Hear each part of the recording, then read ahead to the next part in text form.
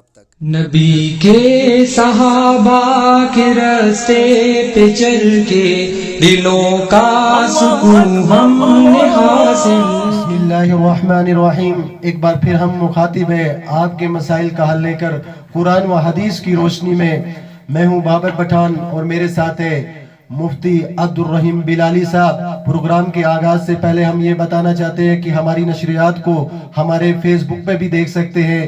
خان بابر کے نام سے جو فیس بک ہے اس پہ بھی اس نشریات کو آپ دیکھ سکتے ہیں. مفتی صاحب ہماری خدمت میں کچھ سوالات آئے ہیں. السلام علیکم مفتی صاحب. وعلیکم السلام ورحمۃ اللہ وبرکاتہ. پہلا سوال آیا مفتی صاحب, اگر جانور کو کاٹتے ہوئے حلق نیچے کی اور چلا جائے تو اس حال میں کیا وہ درست ہو جائے گا ذبح؟ بسم اللہ الرحمن الرحیم. الحمدللہ کفا وسلام علی عباد الذین اصطفى اما بعد.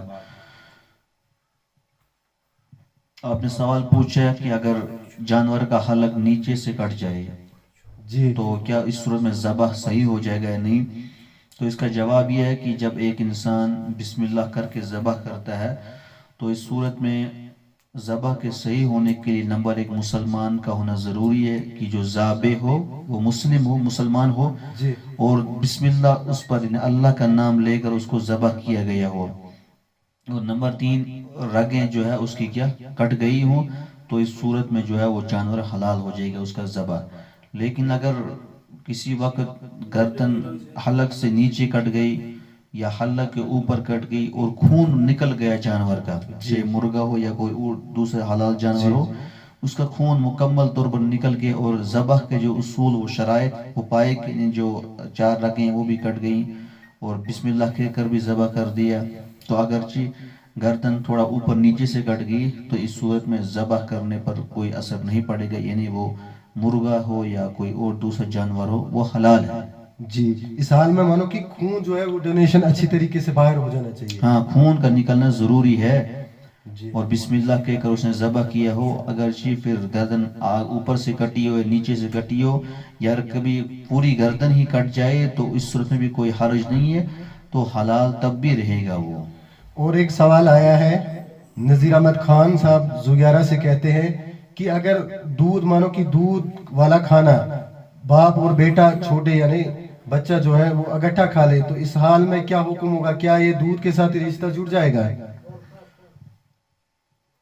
مدت رضاعت کے لیے ضروری یہ ہے کہ بچے نے اپنی رضاعت کی عمر میں جو ہے کسی عورت کا دودھ پیا ہو جی اور ماں کی چھاتی سے اس کا دودھ چاہے 1 گھونٹ پیا ہو یا اس کے علاوہ چند گھونٹ پیے ہوں, جی تو اس سے جو ہے مدت رضاعت ثابت ہو جاتی ہے. رضاعت کا رشتہ دودھ کا رشتہ کیا ہو جاتا ہے ثابت ہو جاتا ہے. امام صاحب کے نزدیک 2 سال ہے اور صاحبین کے نزدیک 2.5 سال ہے. اس دوران اگر کسی بچے نے کسی عورت کا دودھ پیا یا کسی عورت نے پلایا تو اس سے دودھ کا رشتہ کیا ہو جائے گا ثابت ہو جائے گا.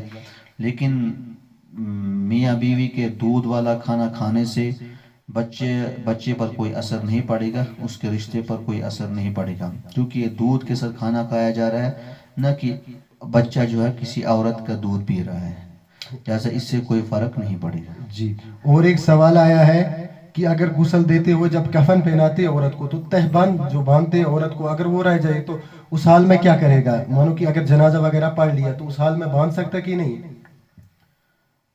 عورت کے لیے مسنون کفن جو ہے 5 کپڑے ہیں, اور 5 کپڑوں میں سے کوئی ایک کپڑا رہ گیا تو جنازے سے پہلے اگر اس کو یاد آ گیا کفن دینے والوں کو تو اس کا کفن وغیرہ کھول کر دوبارہ اس کو جو ہے پورا کر لیا جائے گا. لیکن جنازے کے بعد یا دفن کرنے کے بعد دوبارہ کھولنا جائز نہیں ہے, قبر کو کھولنا یا پھر کفن کو کھولنا صحیح نہیں ہے, ایسے اس کو دفن کر دیا جائے گا. جنازے سے پہلے اگر غسل بھی کر لیا تو کفن بھی پہن لیا تو اس حال میں اگر یاد پڑ جائے تو پہنا سکتا ہے اس میں کوئی حرج نہیں ہے. جی جی لیکن ضروری نہیں ہے, پہنا سکتا ہے. جی اور ایک سوال آیا ہے, یہ ممتاز صاحب ہیں آستان محلہ سے, یہ کہتے ہیں اپنے والدین کے پاؤں چوم سکتا ہے کہ نہیں یا بوسہ وغیرہ کر سکتا ہے, اس میں کیا ہے شرائط؟ بعض احادیث سے پتہ چلتا ہے کہ انسان جو ہے اپنے والدین کی یا علماء اکرام کے یا جن کی وہ عزت کرتا ہے جی ان کے پاؤں وغیرہ بھی چوم سکتا ہے, لیکن جہاں فتنے تک کا اندیشہ ہو یا کسی اور چیز کا اندیشہ ہو وہاں بہتر اور افضل طریقہ یہ ہے کہ انسان ہاتھ اور پیشانی چومے. زیادہ حدیث میں اس کا ذکر ہے یعنی انسان جو ہے ہاتھ چومے یا پیشانی. یا والدین کی پیشانی چومے, جی. پاؤں وغیرہ عام حالات میں نہ چومے. جی. اور ایک سوال آیا ہے کہ رات کے وقت جھاڑو وغیرہ یہ گاندربل سے کرتے ہیں کہ جھاڑو وغیرہ لگا سکتے ہیں کہ نہیں. عام لوگ کہتے ہیں کہ جھاڑو شام کے وقت نہیں لگا سکتے یعنی کہ اذان کے بعد, تو اس میں کیا ہے؟ جب بھی آپ کو صفائی کرنے کی ضرورت پڑے یا جب کبھی بھی آپ کو گندگی نظر آئے تو اس کو صاف کر لینا بہتر اور افضل ہے, چاہے وہ رات ہو یا دن ہو یا کوئی بھی ٹائم ہو. جی. البتہ اذان ہو رہی ہے تو اذان کے وقت انسان ہر کسی کام سے رک جائے اور اذان کا کیا دے, جواب دے. اذان کے آداب میں سے ہی کہ اذان ہوتے ہوئے انسان ہر کوئی کام کیا کر دے, چھوڑ دے. حتیٰ کہ حدیث کے اندر آیا کہ انسان اگر تلاوت کر رہا ہو تو تلاوت کے دوران اگر اذان شروع ہو گئی تو انسان اپنی تلاوت کو رک جائے تلاوت سے اور اذان کا جواب دے. رہا جھاڑو کا مسئلہ, جھاڑو آپ کسی بھی وقت دے سکتے ہیں, چاہے رات کو, دن کو, دوپہر کو, کبھی بھی آپ جھاڑو دے سکتے ہیں, اس میں کوئی حرج نہیں ہے. معاشرے کے اندر جو ایک اغلاط العوام کے نام سے جو ہے رسم پھیلی ہے یعنی رات کو جھاڑو نہیں دینا چاہیے, یہ گناہ ہے یا اس میں نحوست ہے یا فقر اس سے آتا ہے, تو یہ ساری واہیات ہیں, بے بنیاد باتیں ہیں. اسلام میں اس کا کوئی ذکر اور ثبوت نہیں ہے.